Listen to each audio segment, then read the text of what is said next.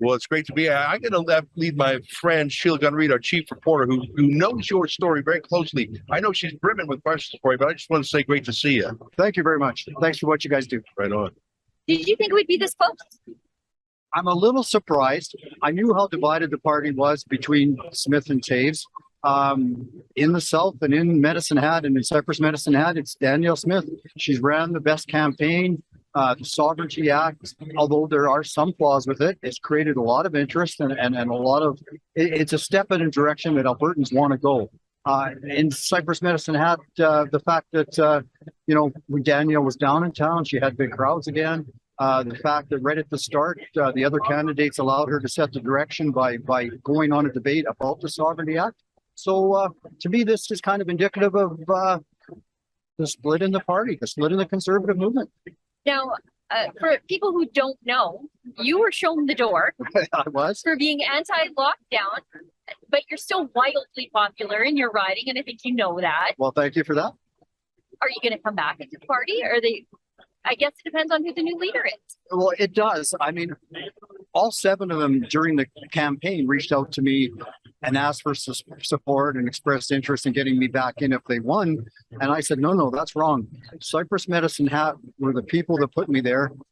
When I poll my constituents now, a third of them want me to stay as an independent, a third of them want me to get back into the UCP. So I said, I should be asked back in on that basis. Then I should be able to consult with them. Now, I'm concerned about the direction going forward.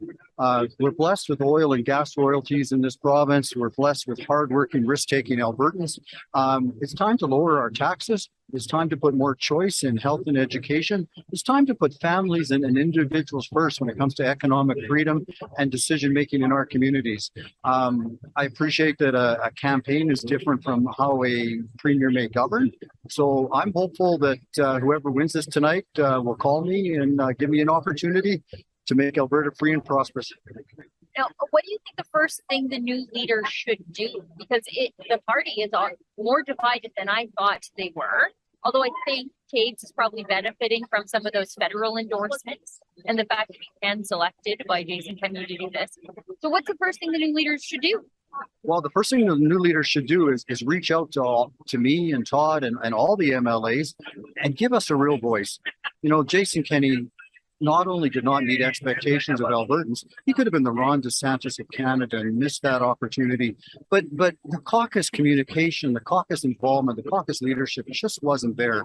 So with leadership skills and communication skills, that's an easy thing to repair. That is step number 1. But I would say if it's Danielle, the Sovereignty Act should be right up there. If it turns out to be Taves or the other 2 still on the ballot, let's start to respect that Albertans are demanding a fair deal from Ottawa. That's resource movement, that's equity and ending equalization. Even when I was on the Fair Deal panel, Albertans want to open the Constitution. We want fairness in the Supreme Court. We want fairness in the House of Commons. We want elections that are decided as much here as they are there 2 hours before we're even done voting. And Albertans are willing to push for that. Nothing moves unless it's pushed. So that's the step number 1. Of course, it's been talked about how the campaign missed some of the main concerns of inflation and the high cost of living. Let's reduce taxes. Let's use the oil and gas royalties we've been beneficial of in getting the last time, especially the tier 1 carbon tax that our big Alberta companies are paying. And let's use that to subsidize the transmission lines that Albertans, the PC government wrongly got us in over 10 years ago, and rates will not continue. Let's make it affordable so families and businesses can be competitive and live good lives here in Alberta again. And do we want a type of culture where we wait for more government handouts? No, not Albertans. We want a type of culture where taxes are lower, individual opportunity is there. I mean, I'm hearing Jason Kenney in the last 3 or 4 days running around giving this money out. Oh, he's making it rain. Most of my constituents are saying, stop it. Yeah. Give us economic freedom, give us lower taxes, give us choice. Listen to my MLA, some of them even say. And so that's number 1. Like, listen and be conservative. I got a question for you. It's more retrospective than prospective. I felt like I knew Jason Kenney fairly well when he was an MP. In fact, I knew him before he was an MP. And I would have called him one of Canada's most conservative politicians, smart guy, good retail politician. Good with minorities. Yeah, I mean, I wouldn't have thought that he would have nailed it. I was saying to Sheila, Alberta sometimes gets a good premier, and he's in there for 25 years, or Ernest Manning, or Ralph Klein was in there for a while. Peter Lougheed.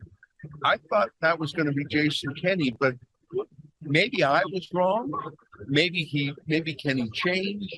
Maybe he was more fit for the federal scene than the provincial scene. Maybe he always had his eye on the main chance back in Ottawa, so he wasn't willing to do what had to be done as a provincial leader.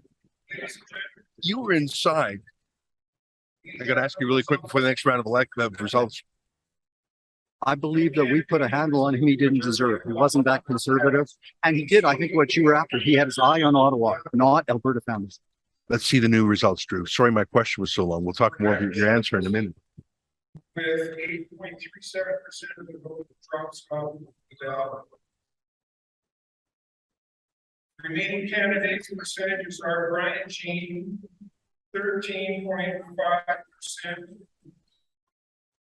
Travis Taves, 31. Ladies and gentlemen, we have the results for the fourth ballot. No candidate has received the majority of valid votes cast. So we will Yeah, go to most of another Todd Lowen's vote ballot. going to her. Rebecca So Schultz will drop off this round. with 8.37% of the vote. I think drops hers will off go to the ballot. Taves. So just I a think there's a likelihood Candidates' of that, yes. percentages are Brian Jean, 13.5%. Travis Taves, 31.92%. So just a quick Danielle recap. Smith, I took a picture of the last 46.21%. results in the last round. So let me just tell you how they moved. Again, Todd Lowen, who was a skeptic of the lockdown, sort of like you, Yes. got kicked out sort of like you. Same day. So he Same was day, yeah, they got he the boot. was dropped off, and his 7.8% was redistributed. Let me tell you where that went, okay? For Brian Jean, he had 12.1% before. Now he has 13.5%. So he got about a percent.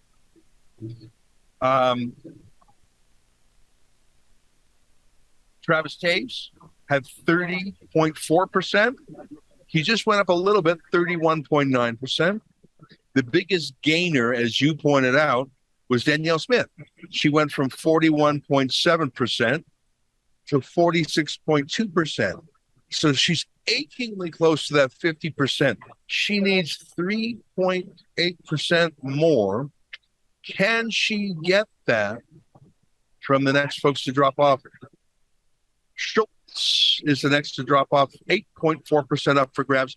I don't think that she's going to get from that what she needs. I think those are going to go to Taves. I think I so. think the majority are going to go to Taves. But what you said earlier, Sheila, some support from gender, Yeah. Yeah, so There's that. there's I that. mean, It's I don't vote that way, but some people do. They want to see, they want to be able to sort of deflate that balloon of the mainstream media when they say, oh, Rachel Notley, we have to have a female premier again. A lot of people, well, not a lot of people, but some people do vote that way. That's how we got Justin Trudeau. I'm not sure it's the best idea. we don't want to talk about that. But Todd and Brian and Travis are the three Northerns. So Yep. it's indicative that Danielle just got 2/3 of Todd's vote, even though she's not a Northern Right. Alberta. That's true. So people are voting with their values. They're voting for freedom. They're voting for economic prosperity, and they're voting for the message that Danielle talked about with the Sovereignty Act. People are so ready to tell Ottawa, it is so time to give us a fair deal resource movement. Treat us like an equal partner. Forgive me. I want to throw some more stats at you, and I just because my prediction is 52% for Danielle Smith at the end. So let's say all 8.4% go from Schultz to Travis Taves. That puts him just a sniff over 40%, and Danielle Smith's at 46%.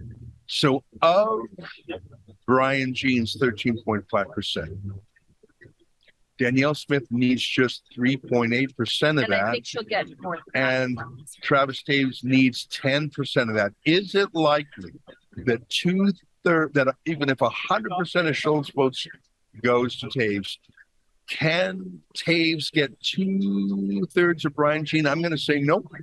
I think not. Again, Brian, Jean, and Danielle, both with the Wild Rose background, the Wild Rose values. Yeah. Brian campaigned against the party. So I don't think his votes are going to go to the establishment guy. So I'm going to hold fast on my prediction of 52% for Danielle Smith, but not an easy 52%, not at all. No, that's looking pretty accurate at this point, the way it's gone down. But again, it's indicative of where the party's at, the division in the party. We're between the establishment, let's call it the old PC legacy. Yeah, it sure is. Versus the That's Wild the Rose. division. That's absolutely the division. Exactly, it is. So how do we give rural values and rural communities and all families in Alberta a louder voice? I mean, that will be the next leader, the next premier's challenge. Again, start by listening, start by creating a culture where we value economic freedom and individual opportunity and the chance to get ahead. And the corporate cronyism, the corporate welfare that we've seen the Kenney government put out has offended more conservative Albertans than it's helped. It's so contrary to how he earned his fame amongst conservatives, being Mr. Taxpayer Fighter. Yeah, it's and it's why a lot of people said to me, "What changed?" Yeah, but again, I guess we asked you that question. Yeah, and I didn't give you a lot of time to answer. I'm sorry it took so long to ask it. Give me a bigger answer now. Well, the bigger answer is at the time. There was 21 Wild Rose MLAs and there was only 9 PC MLAs. We were the bigger, stronger party. But under Brian G's leadership, we weren't able to distance ourselves from the PCs to become that true conservative alternative. You may remember Brian then saying he put on his dancing shoes. Well, all of a sudden what happened is Jason Kenney appears from Ottawa, and slowly and surely, we kept hearing about how he was winning delegate support, leadership support at these early PC nomination meetings, but I kept hearing that there wasn't that big of crowds there. Yeah. We'll see. Sounds like Rick Norman's back up there, the returning officer. And he said not at 50% yet. Brian Jean drops off the race and ballots will be distributed to the remaining 2 candidates. Here are the percentages per candidate. Brian Jean got 14.83%. Ladies and gentlemen, we have the results of the 5th ballot. Not yet. No candidate has received a majority of the valid votes cast, so we will go to another ballot. Brian Jean drops off from the race, and the next choices on those ballots will be distributed to the remaining 2 candidates. Danielle Smith is so close, 2.3% away. Here are the she only has to win 2.3% out of Brian Jean had Brian Jean's 14.8%. I think it is statistically almost impossible. In fact, I think it's a fait accompli. Danielle Smith, but she did have to go to that last ballot. Very interesting, Drew Barnes. Very interesting. And hey, for me, there were 17 of us elected in 2012. I'm very, very grateful to the people of Cypress Medicine Act. But I'm also the last of the 17 of us elected. God bless, Pat Scare and Rick Sprankman and Heather Forsyth and Shane Saskin. But with me in 2014, kept things alive. And so it's an interesting turn. It's in a lot of ways, it's a political, incredible turnaround. And but it was the right idea at the right time. Again, I was grateful to be on the Fair Deal panel. Hundreds of Albertans went to the mic and said, yes, let's push Ottawa for a fair deal. And all the way from open up the Constitution, have an independence referendum, let's insist on fairness. I had a dissenting opinion. I went so far as to say within 3 years, we should have an independence referendum. Never mind all the talk and all those things. Let's just put Ottawa on notice. You've got 3 years to give us a fair deal. We'll let Albertans hold you accountable. Part of the reason I think I got kicked out. Well, and that's because Jason Kenney was keeping his eye on the main prize. He wanted to run for prime minister, and he didn't want to be accused of being a separatist. That I really think that was behind so many of his moves, whether it was prosecuting pastors, seizing churches, or booting you out, because anything that was a whiff of far right, separatist, anti-vax, terrified of his friends in Ottawa just wouldn't understand. You know what? I'm readjusting my prediction. I'm going to say Danielle Smith 55%. 55. And 55 to 45, that's enough of a win. Like it's a lot better than 52-48. 55-45, it's a win. And if she doesn't bolt together, if she does, she's got a tough challenge. Challenge number one, question number one: does she even let Jason Kenney come into caucus? Because I think he is a hostile force to her. He's shown that during the campaign. And why would she let an underminer stick around in caucus? I think she's got to come to a friendly agreement with him if he does not attend, or she's got to boot him out. Yeah, that will be her decision, of course, but it's back to when he lost the support of the members and the caucus at the time let him stay on as interim leader. That was a huge mistake. We needed an interim leader to set the direction. Just like the federal party did, they put in Candace Bergen and say goodbye to Aaron O'Toole. Goodbye to all And that. Aaron O'Toole, to his credit, shut his mouth. Yeah, pretty much. And Candace did a great job. Ronna before her did a great job. You need a caretaker who's not an ambitious person with their own agenda. Yeah, exactly. And kept their thumbs on the scales of all the decision making. And I mean, part of the reason I put out 10 days ago or so that even though all the leadership candidates have asked me back in, it's up to Cypress Medicine Hatters, I should be back in. And at that point in time, I heard that there wasn't caucus meetings and Premier Kenney wasn't going to get it on the table. True or not, I don't know. But the fact that he was involved in me getting kicked out the first time and prevented, it was just not good for democracy. Well, like your style, Drew Barnes, I'll tell you that. I got a question for you about Medicine Hat. Sure. Which is such a wonderful place. I enjoy it. And I love the story of the name and Rudyard Kipling. And I won't get into that now because I got to stay brief because I think they'll have the news quick. One of your residents is named Tamara Lich, the spiritual leader of the truckers, patron saint of truckers. And she was arrested, not just the once in Ottawa, but in an atrocious miscarriage of justice. They issued a national warrant for her arrest. Police flew out. It was just awful. Homicide detective. Oh, just the worst. And even the judge in Ottawa said, "What are you doing?" And I think she's a political prisoner. She's served nearly 50 days in prison. I don't know if a single other Canadian has ever served a day in prison for alleged mischief. One person, and he brought down the entire Quebec electorate. Yeah. I did the research. A little more serious, yes. So I wonder, and I'm not asking for you to weigh in with a legal opinion, but just as a political or aesthetic or just common sense opinion, what's your view on Tamara Lich and what I believe is the political persecution of her? Well, Tamara Lich is a friend of mine. Tamara Lich is a hero. She, everyday grassroots Albertan who had that courage, that ability to organize, such a strong convoy. Look at how Canadians supported. Look at how Albertans supported her. Yeah, and Trudeau calling the Emergency Act, and when it was clear that it was so clear it wasn't necessary, it was so clear it was illegal in a peaceful protest. And I mean we're fortunate now that there's going to be some hearings on this. Hopefully, Trudeau will be held accountable during this hearing, but mostly accountable in the next election. Many medicine hatters stop me and talk about how Tamara is a hero, and she is. And they talk about the fact that, for crimes, serious crimes, you don't do any time. Oh, yeah. We're living a catch and release criminal system now. Here's Tamara with a peaceful legal protest, 49 days in jail.